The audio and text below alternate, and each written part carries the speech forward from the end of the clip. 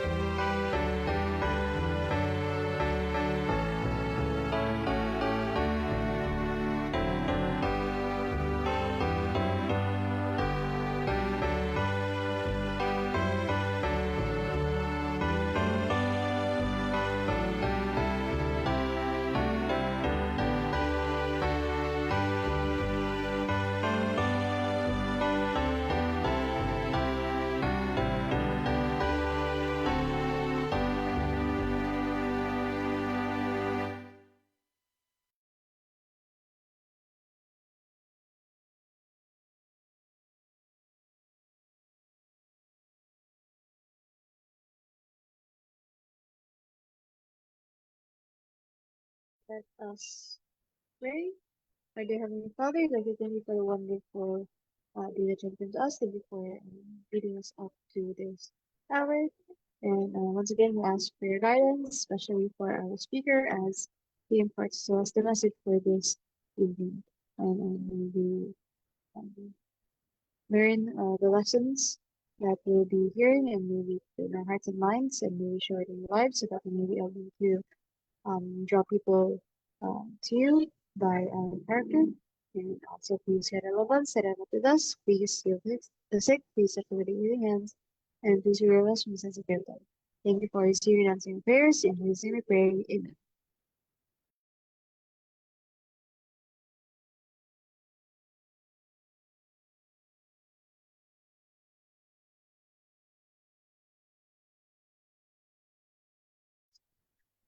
So, hello po and praise the Lord po at tayo po ulit ay nakapagsama-sama ulit after a long and laborious day po.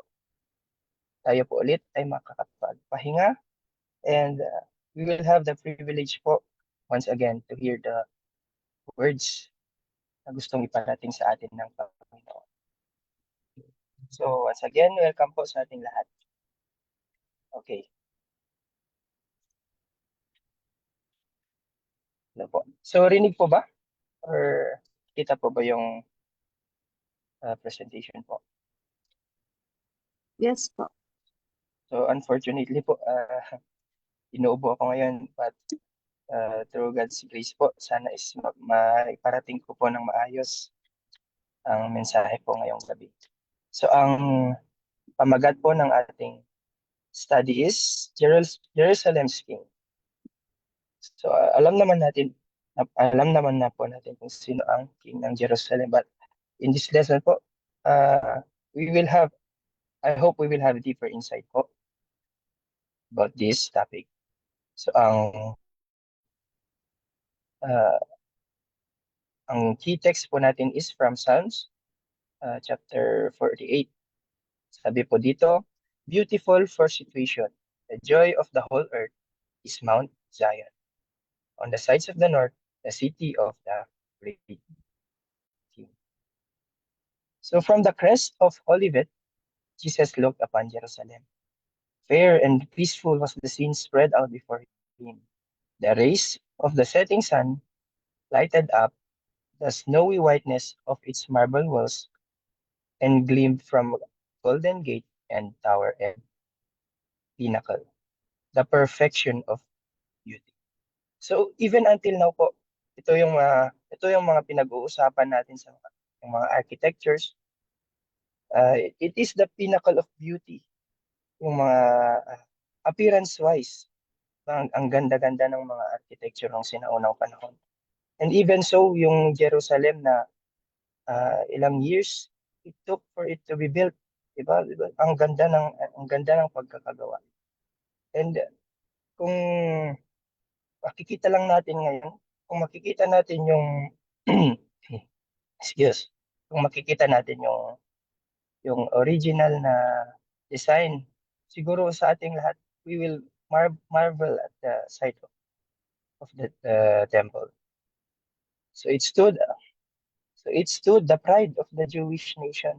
So yung uh, appearance niya, yung pagkakagawa niya, yung lahat ng effort na nilagay nila doon, it was the pride of the Jewish nation. So what child of Israel could gaze upon the scene without a thrill of joy and admiration?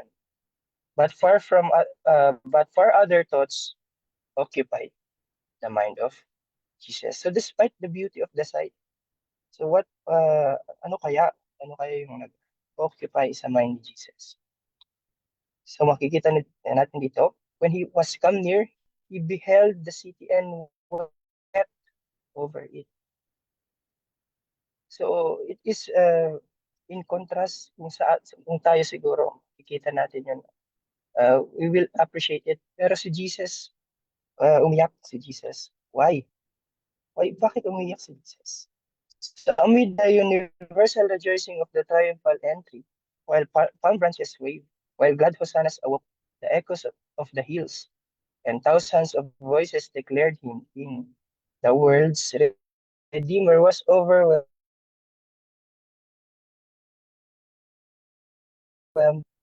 So kung nandun siguro tayo, magwa-wonder tayo, bakit nalungkot si Jesus Christ?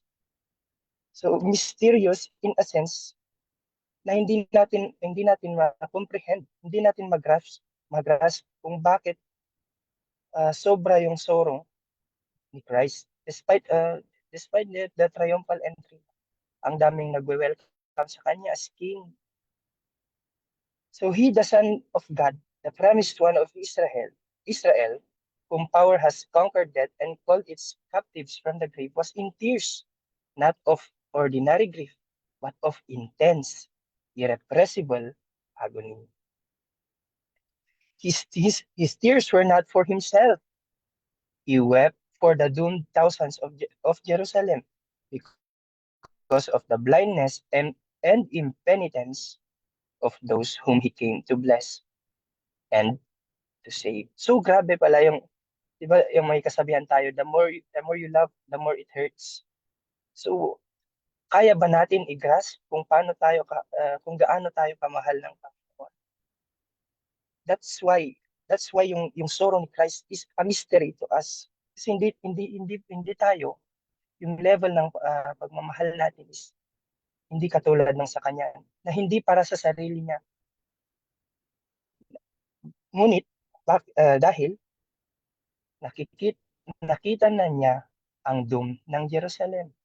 So kung ako siguro 'yun, uh, may prophecy naman, alam ko naman na ako ay may cross, di ba?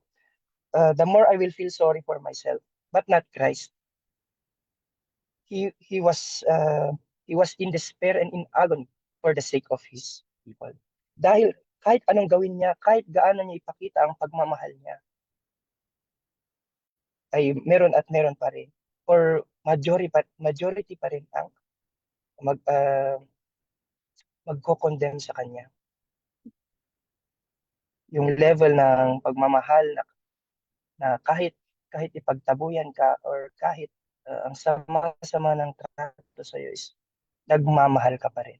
So that was the love of Christ, or that is the love of Christ, na hindi natin mag-grasp until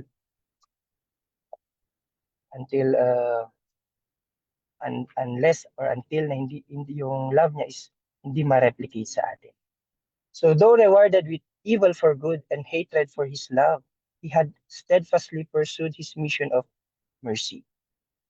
Never were those repelled that sought his grace, but Israel had turned from her best friend and only helper. The pleadings of his love had been despised, his counsels spurned, and his warnings ridiculed. So when Christ should hang upon the cross of Calvary, Israel's day as a nation favored and blessed of God would be ended. As Christ looked upon Jerusalem, the doom of a whole city, a whole nation was before him. That city, that nation which had been the chosen of God, his peculiar treasure. The long suffering of God toward Jerusalem only confirmed the Jews in their stubborn impenitence. So dito din natin makikita yung iba yung long suffering ng Panginoon. Yun din ang magpapakita ng real na character. 'Di ba sabi nga yung uh, yung wheat at tares, hindi maaring tanggalin yung tares hanggang hindi pa sila nakikita yung fruits. So, ganun din ang long suffering ni Christ, ng Panginoon. So, as time goes, yung sa lahat ng chances na binibigay sa atin, if we do not abide, dito makikita na hindi tayo karapat. And her children had spurned the grace of Christ. So, yun lamang po. Doon na nagtatapos ang devotional natin. So, in conclusion po, tayo as Christians po, no? We are encouraged na yung pagmamahal ni Christ na ganun ma-replicate din sa atin. We must carry the cross. Diba ang bigat kaya nung ganun na situation na kahit anong treatment ng kapwa natin sa atin is uh, binamahal pa rin natin sila. Or whatever the differences we have, we still show to them na tayo ay Christians, that we have Christ in us, that we also love unconditionally.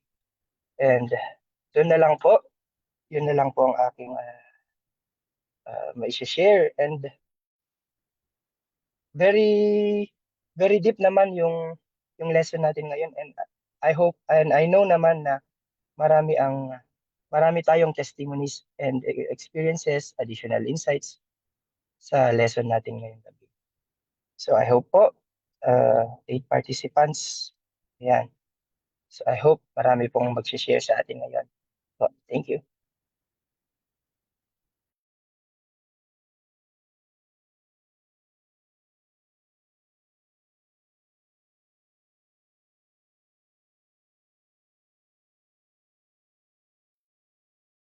Maraming salamat, Brother Renz Dulawin.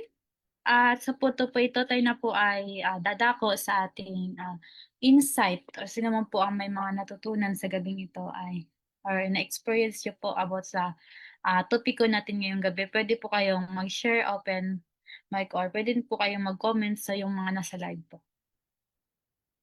So, dito nga po yung sa ating topiko ngayong gabi na napakalalim ng salita pala na pagmamahal, lalo na ng pagmamahal ng ating Panginoon sa atin. So, umiyak yung Panginoon sa bayan ng Jerusalem kasi nga kahit ang dami ng napakita ng mga pagbibless sa kanila, hindi padami pa rin po ang hindi naniniwala at andun pa rin po ang paggawa ng kasalanan. So wag natin hintayin na ganun yung mangyayari sa atin, lalo na tayo ay andito ngayon sa mundo ng pansanlibutan lamang. So wag natin paabutin na yung iyakan tayo ng ating Panginoon para tayo ay magbago at mas makita pa natin ang kahalagahan ng ating Panginoon, lalo na sa kanyang pag-ibig na binigay sa atin. So sabi nga dun kayo na his tears were not for himself. So yung kanyang iyak hindi lang po dahil siya ang ating Diyos at hindi lang dahil para sa kanyang sarili, kundi para po yun sa ating lahat na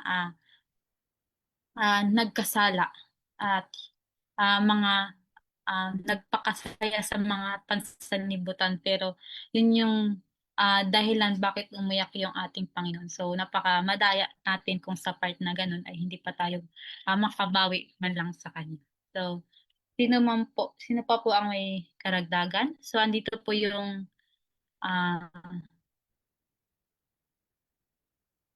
Menjola family, Ella and Mia. Sino tong si Bahay S, Joseph Logartas, Sister Trisha De Jesus, and Sister Kay De Menjala. And yung mga kasamahan ko din po dito sa Mountain Province. At pwede din kayong mag-share kung may mga kasamahan ka man po dyan, Kuya Ren.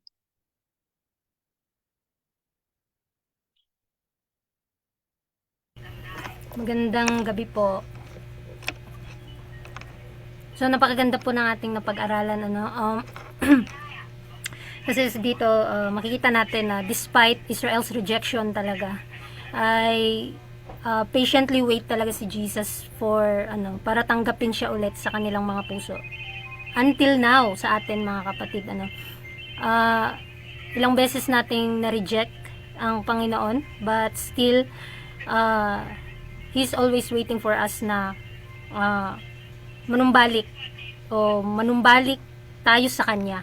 Kasi akala natin hinihintay natin yung pagparito ng Panginoon, pero hindi natin alam siya pala yung naghihintay na Siya yung naghihintay sa atin na bumalik sa Kanya.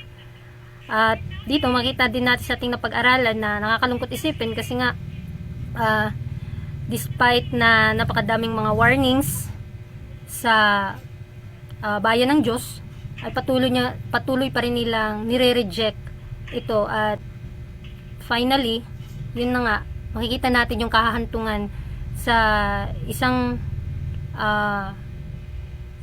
tao kung patuloy niyang ire-reject ang warning, lalo na yung small voice ng Holy Spirit, At habang minamasdan ni Jesus Christ yung Jerusalem, yun na nga, sabi na ng pag-aralan kanina na napaluha talaga ang ating Panginoon kasi minahal niya tayo tayo yung pinili.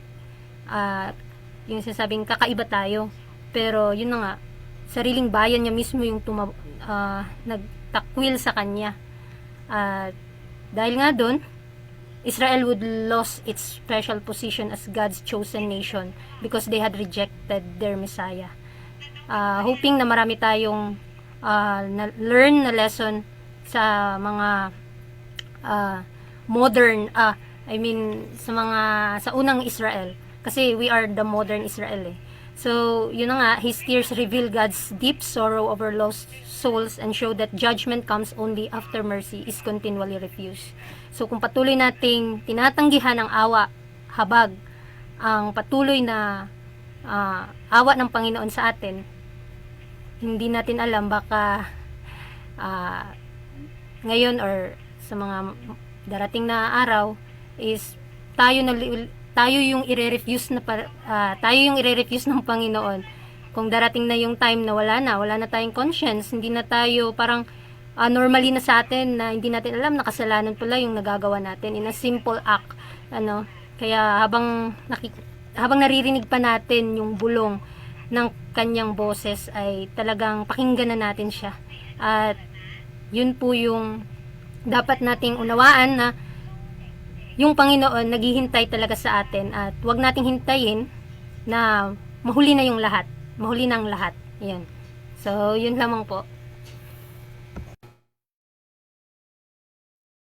So, maraming salamat, Sister Daniela, sa iyong karagdagan ngayong gabi. So, sino pa po ang merong gustong idagdag o i-share naman?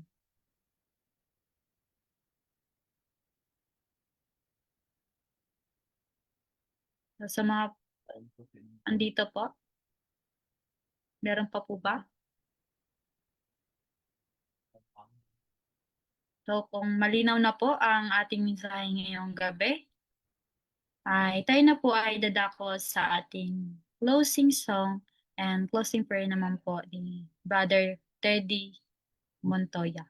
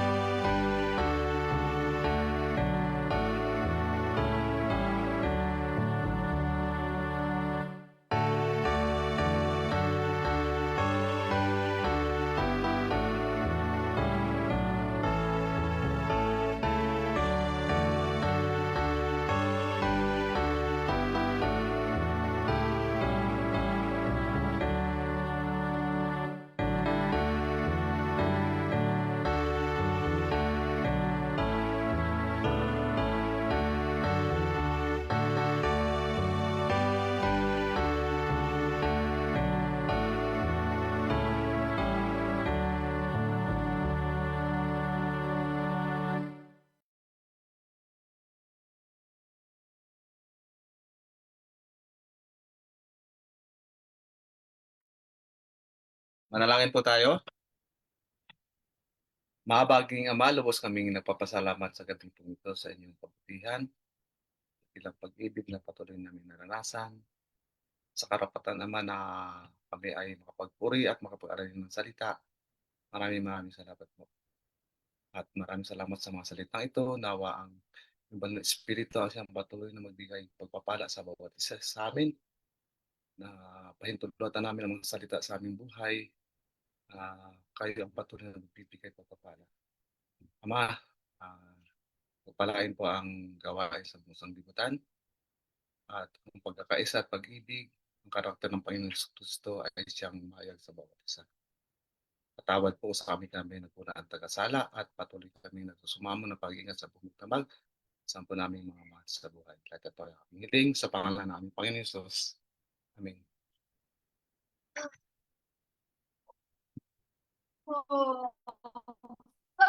So, maraming salamat po sa mga nagsama po sa amin sa Facebook Live, sa Zoom at sa mga nag-insight po.